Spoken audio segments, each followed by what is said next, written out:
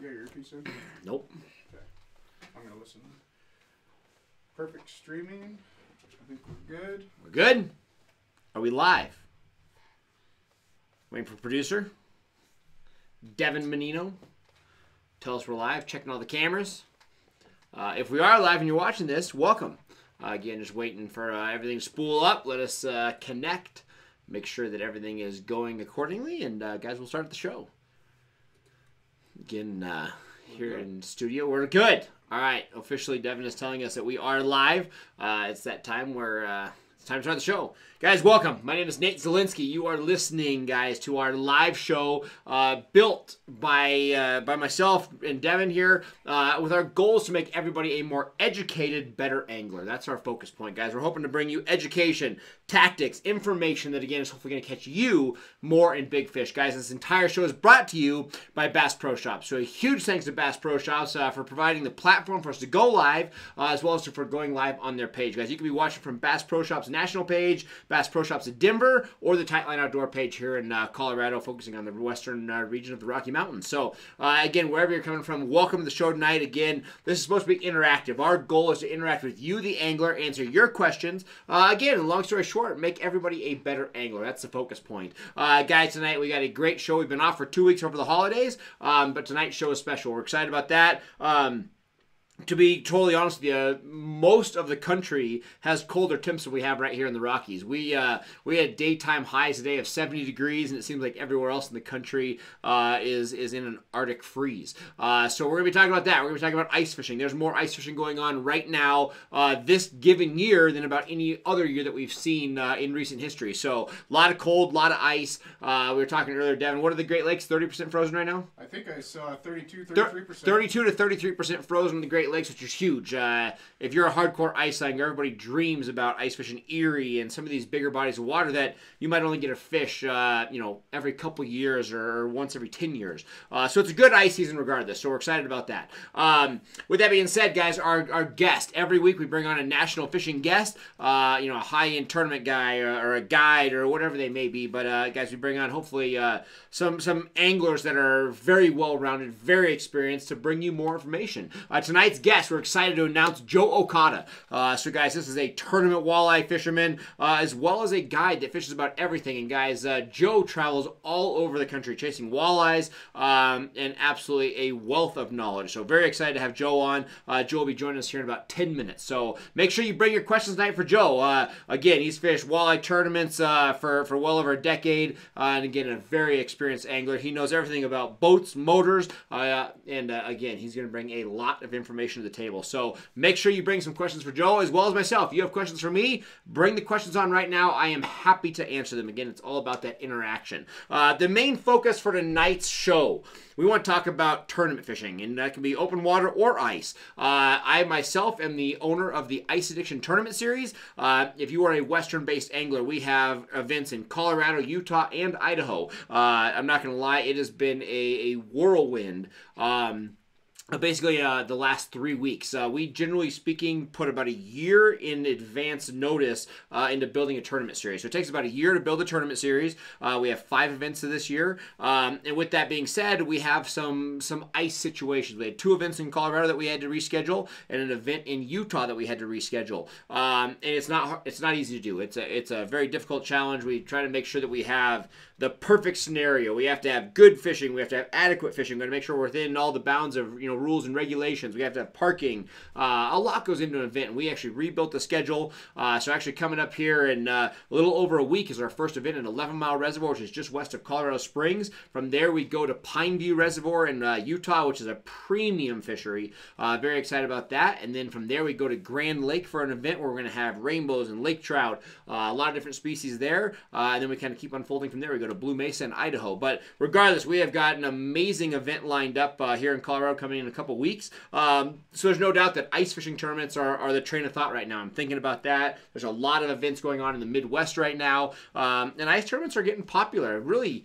any state that's that falls within an ice belt, you're going to have ice fishing tournaments. It's a popular thing. It's entertaining. It's fun. It's social, and you can get into the sport very easily as far as an angler goes. You're not spending money on high-end boats. Ice fishing is a great sport for that. So I myself do a ton of ice fishing, and we're excited about it.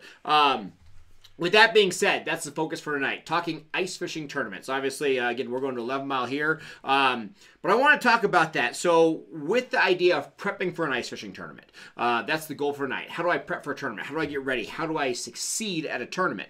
And I think whether you're talking an ice fishing tournament or a bass tournament, a walleye tournament, whatever tournament you're going into, there's different mindsets, goals, and how you approach an event.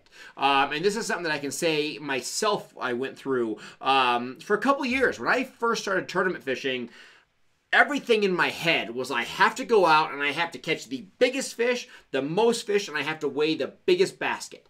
And when you go out there and you start having this, it's got to be massive approach, a lot of times you find yourself coming in skunked or coming in with a very weak basket because you're setting yourself up for unrealistic goals. If you're going out in a walleye tournament in Lake Erie and you're like, hey, I have to have 50 pounds, it's hard to come up with that basket. I mean, it's hard to come up with that any time of the year, let alone on tournament day. So what I taught myself is catching fish, weighing a limit in a normal tournament or an ice addiction tournament where you just have to weigh one fish.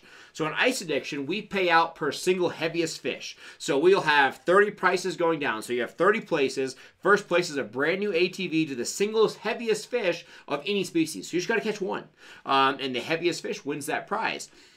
Anytime that you have a very common piece of the lake, you have a lot of anglers fishing in that event, a lot of times common fish win. You look at, again, bass tournaments, walleye tournaments, having a limit of 5 fish a lot of times wins tournaments. It doesn't have to be the biggest fish, just consistently catching fish is what makes a very well-rounded angler and more than likely a very successful angler. So, talking ice tournaments, talking ice addiction, you're going to fish one of our events.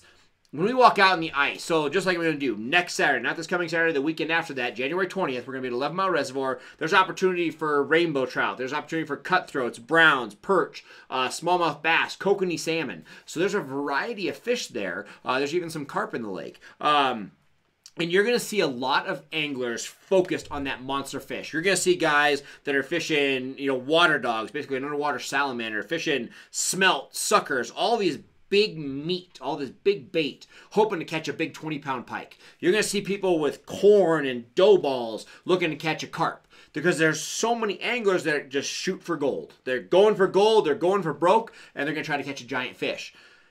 As to where if you look at the past 4 years, you're going into 5 years of ice addiction, generally speaking, common fish win. I can't tell you how many times we've paid out, this first place ATV, $6,000, $7,000 prize for a 2-pound rainbow, for a perch that, barely weighs a pound. You see so many times where average fish win these tournaments. And a lot of times that's what your goal needs to be as the angler. Don't go out to catch the biggest fish out there. Go out and catch fish.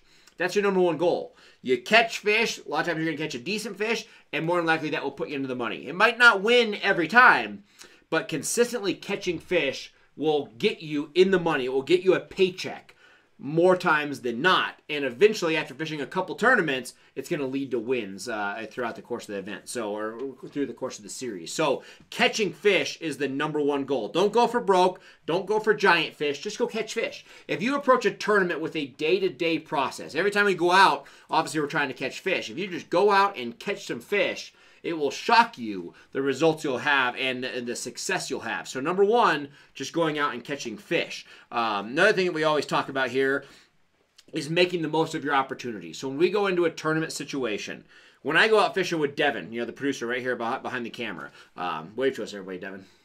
There we go. So you see Devin, he's waving. If Devin and I go out fishing, we fish, we have fun, we laugh, and when Devin misses a fish, I razz him, I poke fun of him, but nothing really happens. If I miss a fish, Devin does the same to me, but it's not a big deal. In a tournament situation, every time that you get a bite, a strike, a fish touches your bait with its mouth, if that fish does not end up on the ice, that is a lost opportunity. And lost opportunities is what crushes you in a tournament situation. So when I go out fishing with Devin, I'm relaxed, I'm laughing, and a lot of times that relaxed attitude helps me catch more fish. But regardless, in a tournament situation, as opposed to when I'm out fishing with buddies, I'm holding the rod with one hand, maybe I'm standing up, looking around, maybe I'm drinking coffee. In a tournament situation, I'm not going to do that. Recreationally, it's awesome. Have fun, relax, just have a good time. But in a tournament situation, I'm in a better position.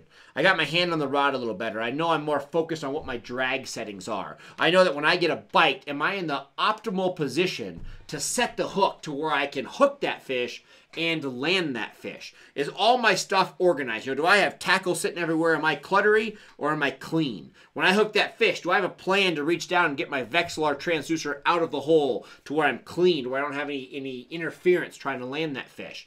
How many of you, we talk about it all the time on this show, but how many of you know your ratio of a strike to a fish on the ice? What are your odds? The average person is probably literally 40, 50, 60%.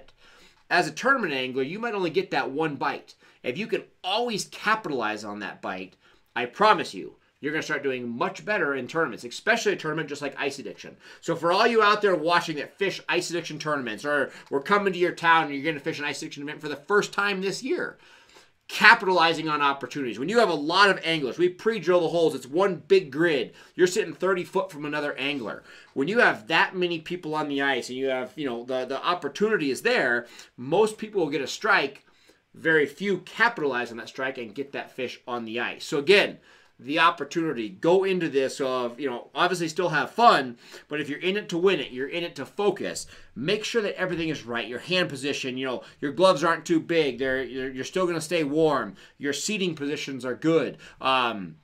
Again, making sure that you're comfortable to make the most of every opportunity. All those type opportunities are what's going to lead to winning some events. I know we're excited. We're going to talk to Joe Okada here in just a minute or two. Devin's going to get him on the line here in about a minute, and we're going to have him on, and we're going to talk to him about this very thing, about making the most of opportunities and capitalizing on those opportunities to make yourself a more successful angler. So we're excited about that. Now, as we talk about, again, tournament statistics, how we're going to be more successful, looking at a series, and again, just catching fish. We bring it back into day-to-day fishing. Again, so many people go out and fish every day, once a week, once a month, and you know what size fish you catch. But so many times, all of a sudden, you get into a tournament situation, and you go for the biggest fish out there. In a tournament situation, you should always be trying to catch the fish that you know how to catch. If you've never caught a 20-pound pike, tournament day is not the time to try to do that. If you can consistently catch a 20-pound pike while pre-fishing, while recreationally fishing, then definitely try that during the tournament. But don't necessarily go for gold in a tournament situation if you cannot do that on a day-to-day process. So we're going to talk about a lot of other things just like that with Joe Okada just coming in here in a second. So I'm going to put my earpiece in, and we're going to bring Joe on. Give me 1 second. And hey, Joe, can you turn your camera or your phone sideways, please? Hey, Joe, can you turn your phone or your camera sideways or your phone sideways? There he is. Perfect. All right. How you doing, sir? How's it going, Nate? Thanks for having me on. Absolutely, sir. How you doing? Got a little delay there, guys. We're just working out the audio as we bring Joe Okada on. I can hear you. Can you hear me? Yes, sir. Perfect. All right, guys, we're working through it. Devin's getting us on. Now, Joe, I'm beyond excited to have you on the show. We're talking tournament statistics. We're talking about opportunities to be a better tournament angler. Obviously, we're running a massive ice fishing series here in the Rocky Mountain region, Colorado, Utah, Idaho, talking about ways to enhance it, to be a better angler. And I think the biggest thing that we're focusing on tonight is the fact that so many anglers, when they get into a tournament situation, they just go for gold. Instead of going out and just catching fish, and a lot of times, just weighing fish to be successful, everybody wants the biggest fish out there. And, I did the same thing when I first started tournament fishing with you guys. I had to have the biggest basket. And so many times I ended up with no fish because it's not realistic to catch those giant fish every time. So number one, I want to talk to you about that. Obviously, you tournament fish more than anybody I know. You're a national pro. I mean, tournament fishing is your life. It's your job. It's everything that you do. So you know about that more than ever. When do you go for the giant fish? When do you just go for normal fish? And then number two, I want to talk to you about opportunities. So let's say we're out on Lake Erie. We're on a great lake where we're fishing for 10-pound fish. We are going for gold. How many times do you lose fish that cost you the tournament? Let's say you have a day where you know you're only going to get 5 bites. How do you make sure that you turn all 5 bites into fish in the live well? So guys, again, we're coming live to you with Joe Okada, guys, National Walleye Pro. So he's going to start off with those tactics that we just gave him right there, but make sure you bring your questions for Joe. He's going to answer them live right here on the phone. Again, thanks for having me on, Nate. And I think there's somewhat of an audio delay, so just bear with me if you can hear me all right. Absolutely. You're good. Okay, so to answer your first question, I think one of the coolest aspects of your tournament out there, and I was just watching some clips and some promo videos of what you do out there. It's not everybody go out and find your secret spot and go for the gold. I mean, everybody is almost right on top of each other, and everybody's fishing the same water, and it's up to you to outfish the person to the left, to the right, front, and behind you. And I think that's a really cool concept because it narrows down. It takes a lot of things out of the equation. So now it's just a matter of what can I do to outfish that person that's literally right over there from me. And so I think you can really start to dial in some of your presentation aspects to hopefully outfish the person next to you. But on top of that, I think one of the most critical aspects of a tournament setup like you have out there is just sheer concentration. I mean, you have to have your tunnel vision goggles on the entire time of that event if you want to capitalize on every opportunity, which means a fish possibly coming up and giving you a sniff and moving away to the next guy, or coming up to you, looking at your bait and saying, that looks right, I'm going to go ahead and eat it. So I think from that aspect, I think that's great. And that might mean on a typical day on the ice, maybe you're fishing standard equipment, 2-4 pound test and whatever presentation you're very comfortable with. But maybe come tournament day under your circumstances, maybe even downsizing to a point that you are not comfortable with in terms of when you hook a fish, are you going to get that thing on the ice? But just get the bite to begin with. So does that mean going from 2 pound test to 1 pound test and an ultra micro bait, or a plain hook and a little piece of plastic, or a single spike? I mean, I don't know your exact presentation that you run with out there, but just almost overthinking your presentation, because that's all you have to separate yourself from the people around you. And so I think that's one of the first steps to capitalizing in a situation like you have out there. And if I live closer to you, I'd come out and play in your tournament in a heartbeat. That looks like a lot of fun. To answer your second question on Lake Erie, I think in terms of what you said, you're shooting for 5 bites. You're hoping for all 5 of those bites to be 10-pound class fish, so you can weigh in your 50-pound bag of fish. Man, there's absolutely no way that everything is going to happen the way it should happen to guarantee those fish are getting in the boat. But there's so much preparation that can be done before the event to make sure that when an opportunity does present itself, that you're able to capitalize on it.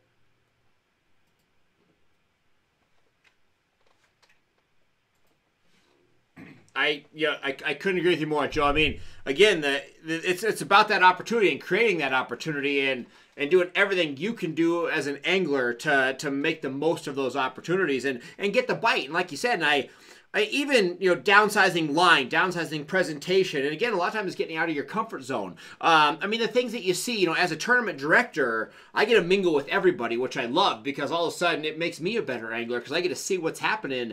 I can't tell you how many times people walk up and they're like, oh man, it's such a bummer. This is my second event and I still haven't landed a fish. And I'll be like, that's a tough one. Did you get any strikes? And they're like, yeah, I had 3 bites. And I'm like, 3 bites? Like, you could have won 3 times. You got to make the most of it. And, it's the fact that they set their rod down here and they're over here talking to their buddy and, oh, I got to go get a cup of coffee. I got to go to the bathroom. It just happens. And again, you have to make the most of it to your expectations. If you're just out to have a good time and you're not serious, that's great. Do that and have a good time. But if you're the guy that wants to win, tunnel vision, like you said, I mean, literally to where you drown out everything around you. There's nothing else happening, and you're just focused on that bite. So when that bite comes, you make the most of it. So I think that's huge. Other thing I want to talk about, a good friend of ours, Robert Blosser, he's the master of the crankbait. I look at you guys as team. So you fish with Bobby, and you're more willing to tie on a jig. You're more willing to maybe throw on some live bait to where, you know, maybe Robert's a little more stubborn there and doesn't want to do that. As a person who will use live bait, how often do you change that out? That's the other thing that we talked about at a tournament situation. I watch guys that literally put on a spike, a waxworm, a mealworm, shrimp, whatever. There's a million things you can use as bait. And they'll tip their jig with bait, and they'll fish for 4 hours with that same piece of bait.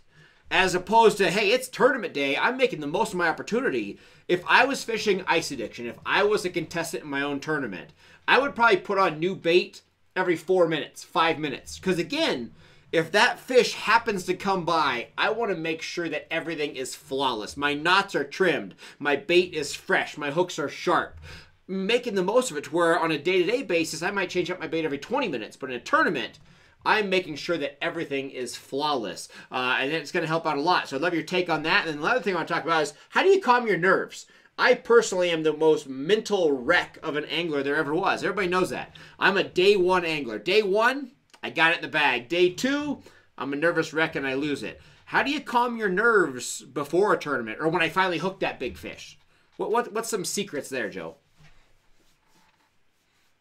Okay, so on the first part of the question, we were going over what somebody with live bait or any bait for that matter would do in tournament situation. And you're right, over changing your bait is critical.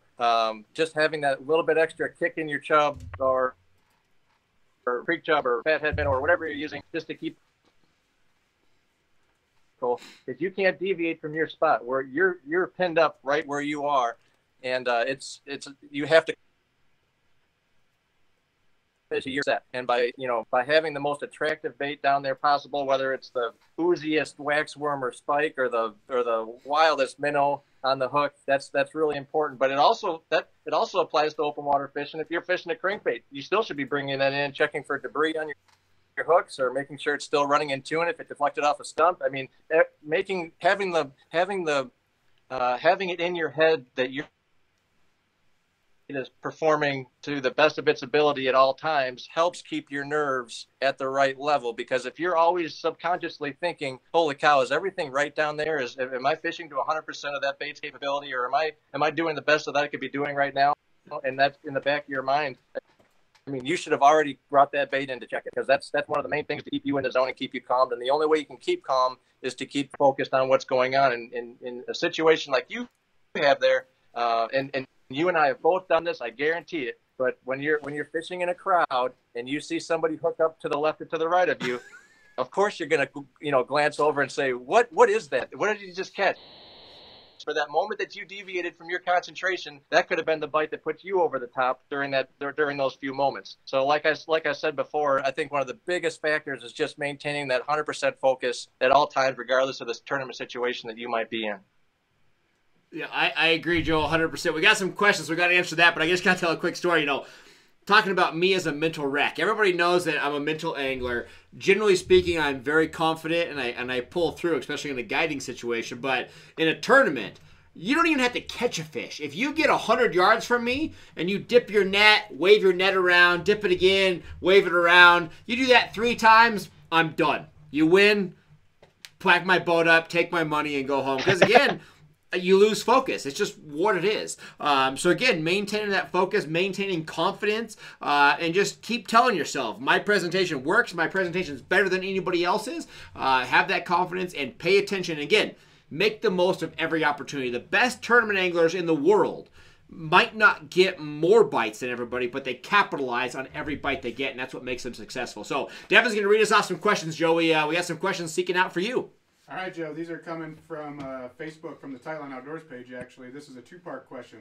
How many days do you typically pre-fish for a tournament, whether it's open water or ice? And then how would your strategy change between a 1-day tournament and, say, a 2 or 3 day tournament? Okay, those are great questions. Typically, especially if it's a new body of water, I'd like to see that body of water for 5 to 7 days prior to the event. And it's not always feasible, You know, sometimes there's other commitments that come ahead of that tournament. But if you can get yourself grounded and get yourself in a groove and start to kind of feel how that body of water is setting up to play to your favor, so you can start to build a strategy around that body of water for whatever time of year it is, giving yourself a good 5 days to eliminate water and really strategize for the good water is what you really need. I'm sorry, what was the second part of that question again? Let's see. So, how does your strategy change from a 1 day tournament to a 2 or 3? And then how many days do you pre-fish? So, Gotcha. You there? I love multi-day tournaments. Yep, I got. So I apologize for the delay, guys, but yeah, no worries. The 2 to 3 or 4 day that we fish are really special to me because it shows consistency among the anglers. You know, you could be a heavy hitter one day and fall on your face the next day, and I've been that guy many days, and so is everybody else that's ever fished a tournament. But the cool thing is, if you're really dialed in and you're really confident about what's going on that body of water, there's something about a multi-day tournament that lets whatever you found, or you know, it really lets you exploit that and really separate yourself from the rest of the pack that might not have, you know, dialed into that particular deal.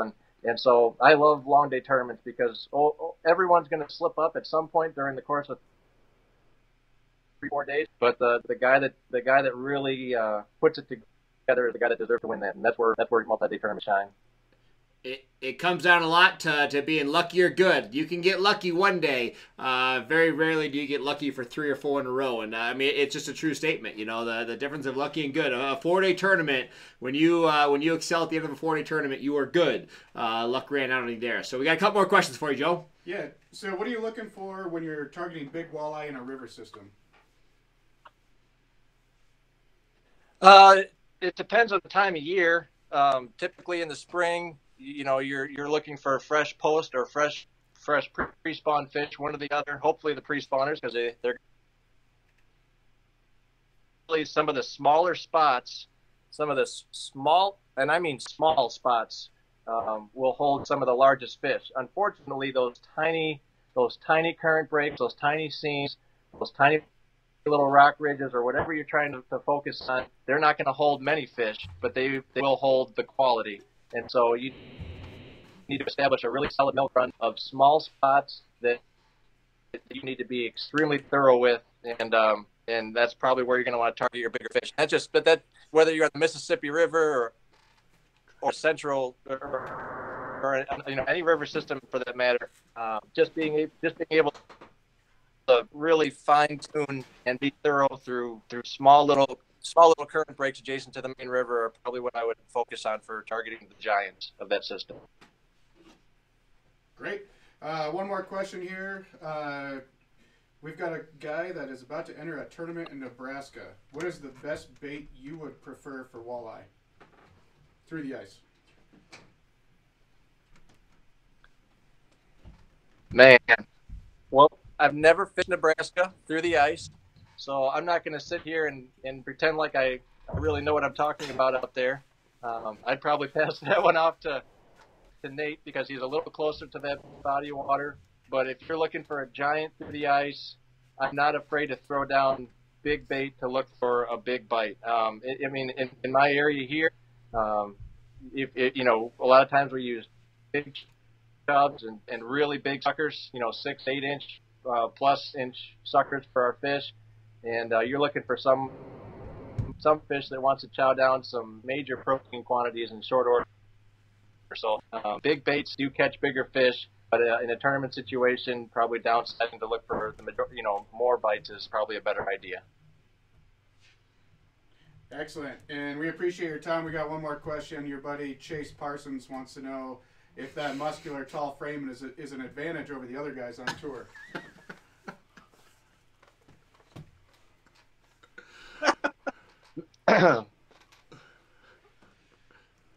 Maybe some days it is, because I can stand up on my engine and see where Chase Parsons is fishing, and it gives me a little bit of...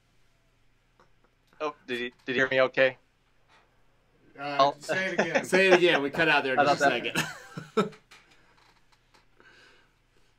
My 6'2" frame allows me to stand up my engine and see a little bit past the horizon line than some of the other competitors, so I can see right where Perch is fishing and up right on the top. So that does get an advantage some days up there. But Nate, I did want to say, I think it's great what you're doing for all those anglers out west. You're really lives into the outdoors, whether it's in the woods or on the ice, and it's really cool to see what you're doing. So many anglers out there, so I appreciate it. Absolutely, Joe. We appreciate it so much. You're cutting out. We're going to let you go. Guys, again, that's Joe Okada. Make sure you follow him. Facebook, Instagram. Guys, he will bring you the bites year-round. I'll tell you, you have a rough day on the water with 1 foot chop and it's a little cold. Every day that I think I'm being a baby on the water, I think about Joe Okada on Big Bay to Knock guiding at 1 a.m. and 6 footers and it's 5 below. I mean, he's like the deadliest catch man. So, guys, if you want some interesting stories, some great footage, some big fish, guys, make sure you follow Joe Okada. His name keeps popping up there. Make sure you give him a like on all the social media outlets. Guys, I promise you're going to appreciate it. Joe, we're going to have you on here again soon. We appreciate it. Sounds good. Thanks, buddy.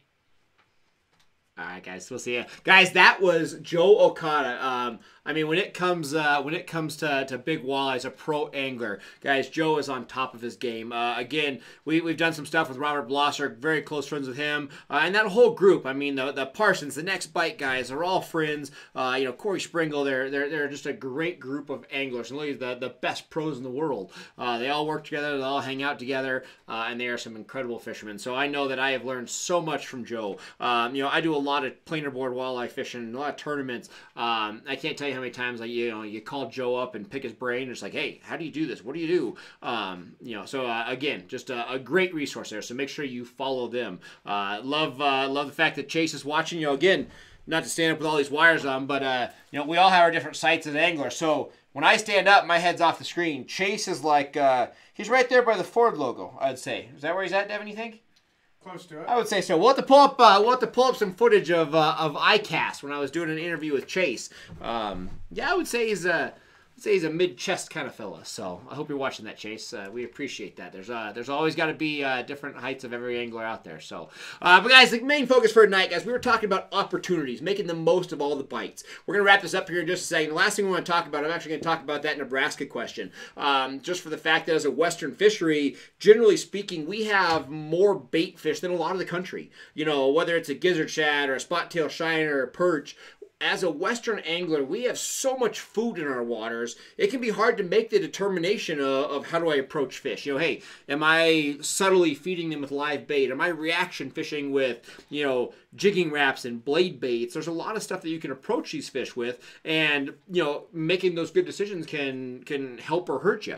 Like Joe kind of said, I think so much of the Midwest, these guys use big live bait. And it's something that never transferred hard out west. Guys do it out west, Nebraska, Colorado, Utah, but they don't do it a lot as to where using bigger baits, whether that's big swim baits, big crankbaits, big live bait, so many of that's missed. So many people don't take that opportunity of fishing, creek chubs, fishing suckers. You could go out to a Nebraska water, a Colorado water, where you're legally allowed to use live bait, and fishing something that normally everybody would be using for northern pike or lake trout, and fish a 5 to 6 inch bait. That's what a 30-inch walleye eats. I mean, a 30-inch walleye is eating 10, 12-inch, rainbow trout, 10, 12-inch perch. It's feeding on a larger food source. So in a tournament situation where if it's one bite, you're looking for one big fish, you're not going to catch a lot of fish, and it's going for broke. You can sometimes have a rough day, but fishing live bait is a tremendous way to target those bigger fish. I fish my big chubs, big suckers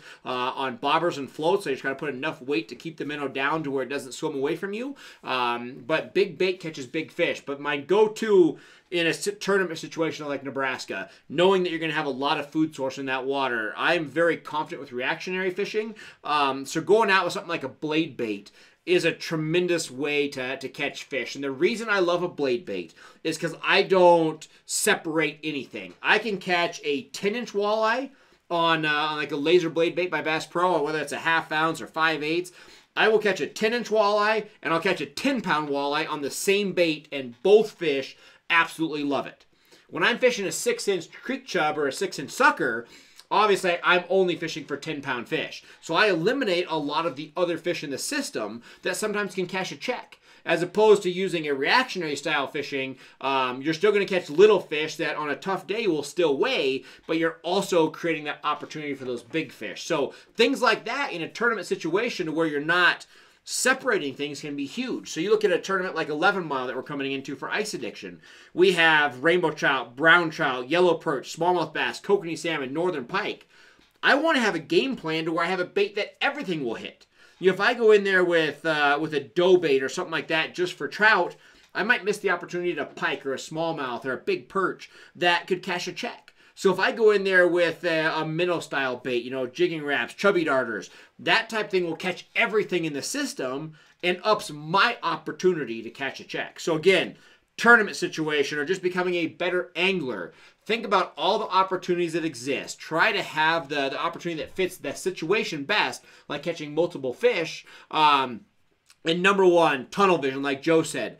Making the most of every opportunity. Again, whether that's fun fishing, tournament fishing, whatever you're looking at in the industry of fishing, making the most of your bites is huge. And again, we've talked about it 20 times, but keep track. Next time you go on the water, whether you do it on your phone or just in your head or you write it down on a piece of paper, every time you feel a strike and you swing that rod to set the hook, how many times does the strike turn into a fish landed?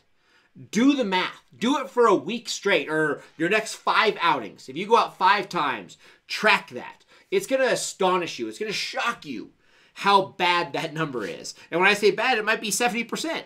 But again, in our heads, we think that we are better than we are. Every time that I do this, it blows my mind. I'm like, man, that's all lost opportunity. That's stuff that could win me a tournament. So again, whether I'm tournament fishing or just want to become a better angler, just weekend fishing, obviously it's fun catching fish. That's why we do it. We love it. So to make the most of that, think about how many times you miss the fish. And again, if you can have a different rod, a better rod, you can have a better grip, you can just focus more, sharper hooks.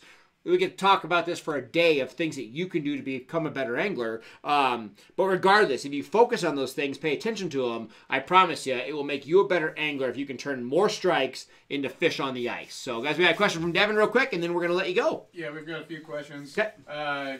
Chase commented, mid-chest, come on. So I think it's mid-chest, Chase. I'm not being mean.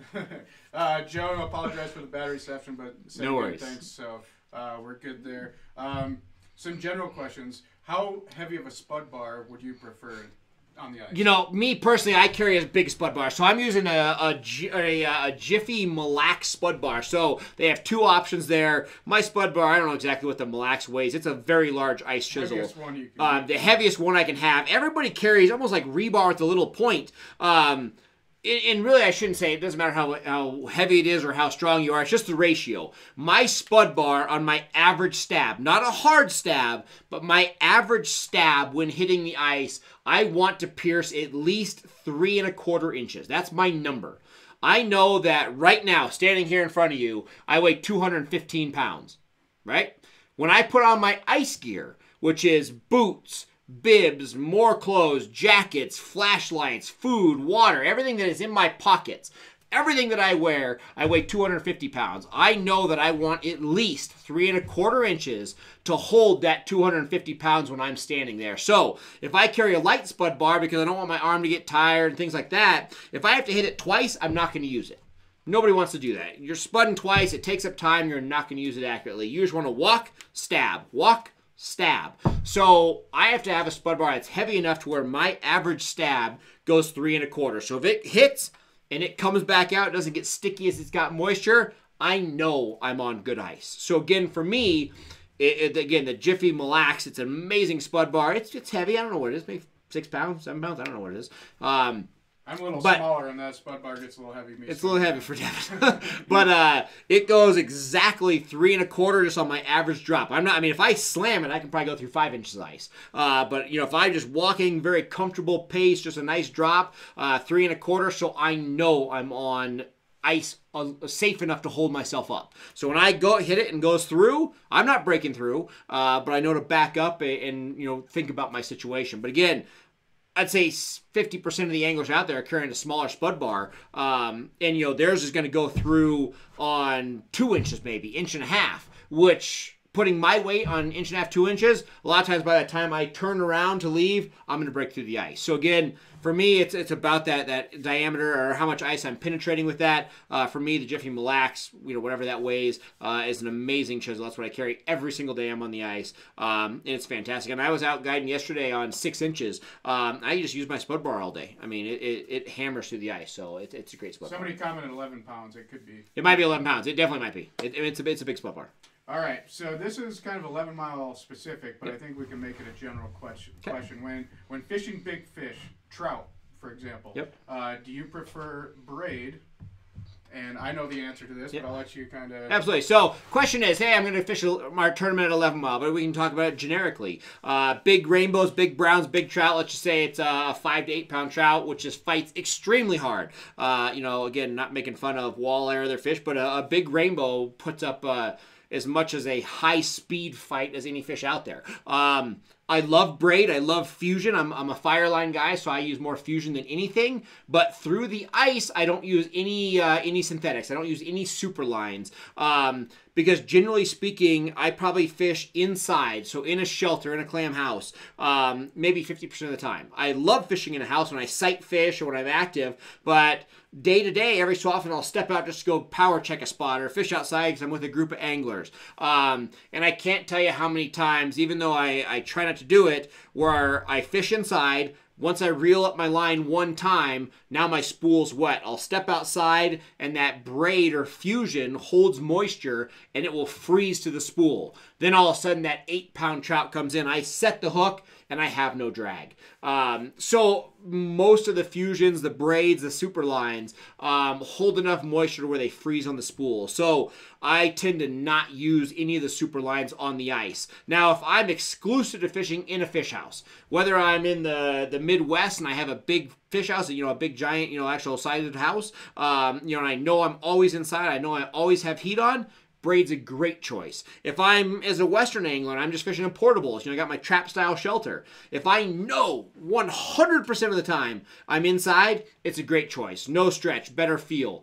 Everything about it is good. But if even 5% of the time you're going to go outside, I promise you, it might not be every trip. It might be once a year. At some point in time, that line is going to freeze on the spool, eliminate your drag, and cause some issues for you. So I use monos and fluorocarbons through the ice. I use fluorocarbons when I want a stiffer approach and less stretch. When I want that really nice, jig action where I want it nice where the jig can float around, no restraints from the line, and I want big fish stretch, I use mono. Everybody talks about negativities of stretch, which there's no doubt stretching your line is terrible for hook sets and it can cause some issues. But when it comes time to hook in that 8 pound rainbow, mono is your amazing friend. So, you're running a 30-inch rod, which is nothing. And you got this big, 27 and 28-inch rainbow that's fighting all over the place. That fish makes a hard turn and comes at you. That rod unloads. So the rod comes back at you.